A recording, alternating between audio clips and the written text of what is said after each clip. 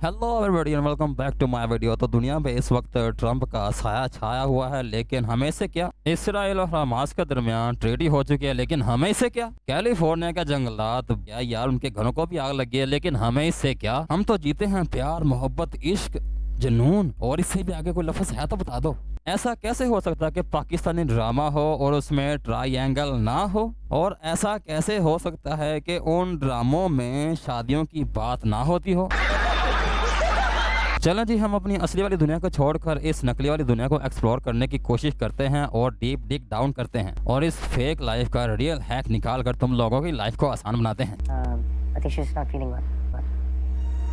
मैं पूरी ईमानदारी से ये बात कहना चाहता हूँ कि मैंने ये एपिसोड इससे पहले नहीं देखा था। ये एपिसोड मैंने अभी लगाया है, बल्कि एपिसोड की पहली झलक में शादी दिखा दी गई है। अगर आइंस्टाइन पाकिस्तानी होता तो उसने फॉर्मूला बनाया था, तो वो फॉर्मूला ज्यादा से ज्यादा इसी बारे में होना था कि तुमने चंद सालों में अपनी आबादी को ट्रिलियन कैसे करना है। अब पाकिस्तानी टीवी इंडस्ट्री इतनी ज्यादा स्टेबल हो चुकी है कि वो अपनी कुछ नई धुनें बना सकती है, लेकिन नहीं, इन्होंने 75 साल से वही धुनें जो चलती आ रही हैं वही धुनें चला रहे हैं। फिर चाहे इमोशन को पेलना हो, फिर चाहे लव स्टोरी को पेलना हो या दुखों को पेलना हो, सब कुछ जो पेलना है वो पुराने पेलने पे ही पेलना है। अब ये कितने घटिया लोग हैं YouTube के non copyright background music use कर रहे हैं। मतलब इतनी औकात भी नहीं है, मिलियंस ऑफ व्यूज आ रहे हैं, ड्रामों में से भी कमाते हैं, YouTube में से भी कमाते हैं।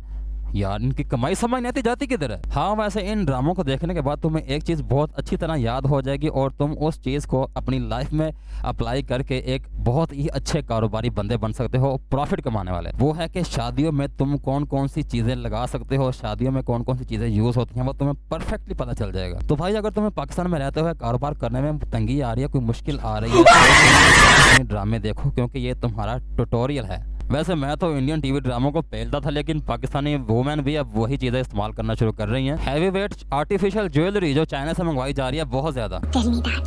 इसने डोंट टेल मी दैट बोला है, लेकिन बिना अपने पाँव हिलाए सिर्फ अपनी मुंडी हिला के ये एक्सप्रेशन दिए हैं, और कितने सस्ते एक्सप्रेशन है। अच्छा, वैसे इंडो पाक में शायरी को बहुत ज्यादा मुकाम हासिल है। शायरी हमारे दिलों में ऐसा घर कर गया है कि हम अपने आम अल्फाज में भी शेर और शायरी वाला लहजा इस्तेमाल करने की कोशिश करते हैं। जो आग आपने अपने हाथों से अपने रिश्तों को लगाई है,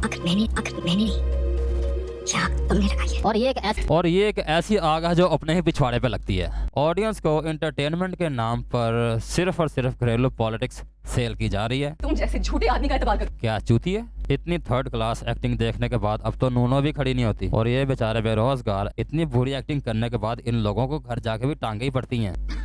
सही पकड़े हैं। इश्क जुनून की इस फेरी टेल में सिर्फ और सिर्फ ज्यादातर रात दिखाई जा रही है, जो कि मुझे लगता है कि हॉलीवुड का बुखार सा है। इस तरह की लाइट्स यूज करने के दो फायदे हैं, एक तो थोबड़ा बहुत अच्छा नजर आता है, और दूसरा शूटिंग करने के बाद बंदा टिकटॉक बना के अपलोड भी कर देता है।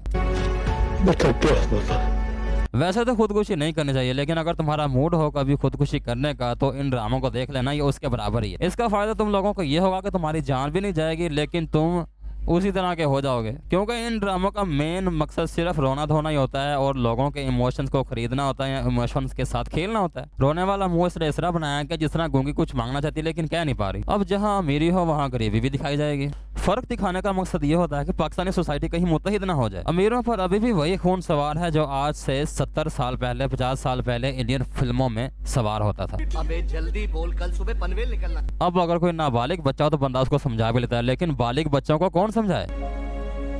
हाँ, अगर तुम लोगों के दिल सख्त हो चुके हैं और तुम्हें रोना नहीं आता तो इन ड्रामों को देख लो भाई, बहुत अच्छी प्रैक्टिस होगी। और ये है अमीरी, ये अभी भी टिकटॉक लाइट्स में ही सोने की कोशिश कर रहा है। भरपूर कमी है तो बस सिर्फ रोमांस की।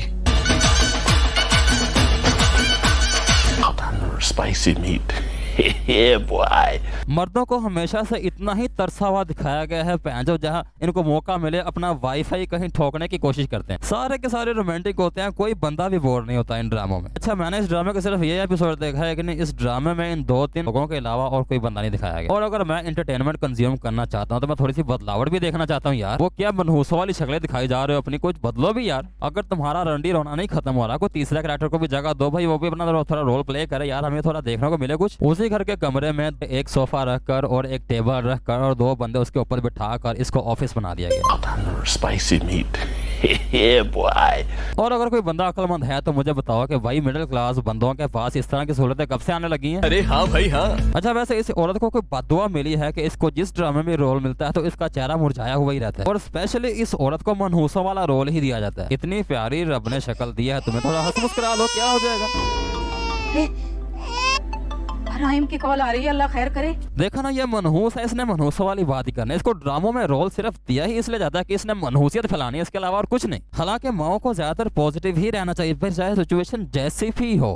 अगर माएँ ऐसी भीगी बिल्ली होंगी तो औलादें कैसी बनेंगी फिर? मैंने कहा था कि शादी से पहले सोच लो। One of the most pickable topic in our dramas, लेकिन इन शादियों को बेहतर कैसे किया जाए भान का डॉगों ने अभी तक नहीं बताया। किसी भी तरह की क्लियरेंस नहीं होती। हाँ, इन बहन के डॉगों ने एक बात तो जरूर किया है कि शादियों को बहुत ज्यादा महंगा कर दिया है। हम जैसे कवारे हाथ में पकड़ के सोते हैं अभी तक भी। मैंने कहा था ना, पाकिस्तानी टीवी ड्रामों वाले एक्टर्स के पास या उनके डायरेक्टर्स के पास या उनके प्रोड्यूसर्स के पास इतने ज्यादा वसाइल नहीं होते। ये वसाइल कमाते बहुत ज्यादा, इनके पास वसाइल नहीं होते। देखो जो इसने एयरबड लगाई हुई है कानों में, ये 1200 की है। भाई तेरी रईसी कहाँ गई बगैरत इंसान। Incredible, you know, and I constantly get it from the kids who I इन ड्रामों का ज्यादा से ज्यादा खर्चा सिर्फ यही आता होगा कि जो एक्टर्स इसमें काम कर रहे हैं उनको तनख्वाह देनी है, इसके अलावा और कुछ भी नहीं, एक्स्ट्रा कुछ भी नहीं है। VFX वाली गाड़ी होती है, VFX वाला घर होता है, महंगी से महंगी प्रेजेंटेशन होती है, सारी की सारी VFX में होती है। और जो इन लोगों ने अपने ऑफिस बनाए होते हैं वो किसी घर में एक कमरे को इस तरह डेकोरेट किया जाता है कि वो ऑफिस लगता है।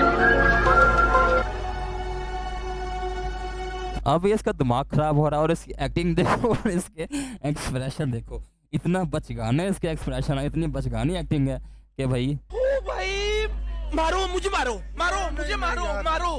नहीं ये मजाक हो रहा है, एक सेकंड यार, मजाक। ओ माय गॉड, 2 जूस मंगवाए हैं और वो भी महंगे वाले। यार ये तो वाकई में थोड़ा सा खर्चा किया है। अच्छा, ये एक बहुत बड़ी खासियत है पाकिस्तानी टीवी ड्रामों की। जब किसी आउटिंग जगह पे जाते हैं, बाहर जाते हैं, कहीं किसी होटल में या किसी कैफे वगैरह में जाते हैं, तो वहाँ जो आसपास के लोग होते हैं सारे के सारे लोगों को ब्लर मार दिया जाता है ताकि इनका सस्तापन एक्सपोज ना हो सके या इनकी हकीकत बाहर ना निकल के आ जाए। देखा मैंने क्या कहा था, जैसी माँ रोतल होती है वैसी बेटी भी रोतल ही है। जिस तरह की माँ होगी वैसे ही बेटी उसको उसकी तरफ अट्रैक्ट होगी, उसकी आदतें अपनाएगी, उसी पे ही जाएगी माँ की